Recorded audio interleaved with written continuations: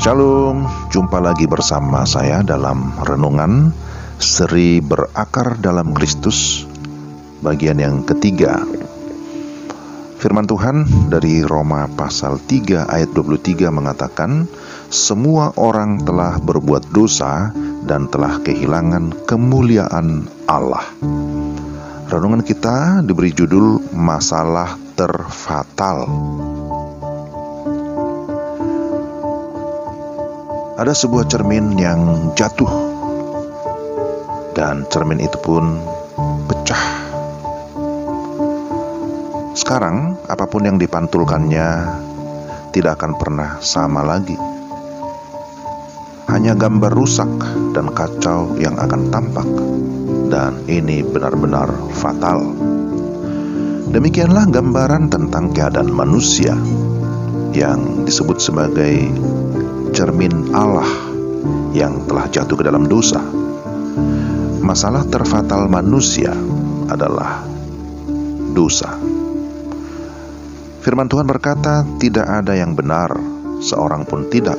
Roma 3 ayat 10. Maka karena itu tidak ada lagi pancaran kemuliaan Tuhan dari gambar Allah, yaitu manusia.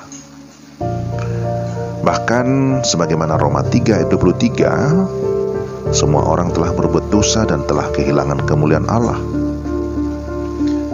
Dosa yang sudah diperbuat manusia menunjukkan banyak hal tentang kejahatan manusia di hadapan Tuhan. Disadari atau tidak, dengan tidak menaati perkataan Tuhan, manusia sebenarnya sedang menunjukkan ketidakpercayaannya kepada Tuhan. Manusia meragukan kebaikan perintahnya. Manusia merasa dapat berpikir lebih baik dan bisa memutuskan sendiri apa yang terbaik bagi dirinya. Dengan demikian manusia sudah melakukan penghinaan terhadap kedaulatan dan kemuliaan Tuhan, serta memberontak melawan Tuhan. Saudara, dengan jatuhnya manusia ke dalam dosa, kemuliaan Tuhan tidak lagi dapat terpancar di dalam dan melalui manusia sebagaimana yang seharusnya. Manusia benar-benar telah kehilangan kemuliaan Tuhan itu. Dosa membuat manusia mengalami keterhilangan, yang artinya terpisah jauh dari hadapan Tuhan dan tidak lagi bisa memiliki jalan masuk untuk berhubungan dengan Tuhan. Tuhan yang begitu suci tidak mungkin berdekatan dengan dosa. Api kesuciannya yang dahsyat pasti akan menghanguskan segala sesuatu yang tidak suci atau yang tidak kudus. Firdaus pun lalu tertutup bagi manusia. Manusia terbuang di dunia yang cemar, hilang arah dan tujuan. Tanpa roh yang terhubung dengan Tuhan, apapun yang dilakukan, dikatakan, dirasakan, dan dipikirkan manusia, semuanya cenderung memberontak dan melawan Tuhan. Ada berbagai banyak dosa, sebagaimana dicatat dalam Galatia 5 ayat 19-21. Perbuatan dosa tentu bertentangan dengan rencana atau kehendak Tuhan. Percabulan, kecemaran, hawa nafsu, penyembahan berhala, sihir, perseteruan, perselisihan, iri hati, amarah, kepentingan diri sendiri, percitraan, roh pemecah, kedengkian, kemabukan, pesta pora, dan sebagainya. Semuanya itu tidak sesuai dengan kehendak Tuhan.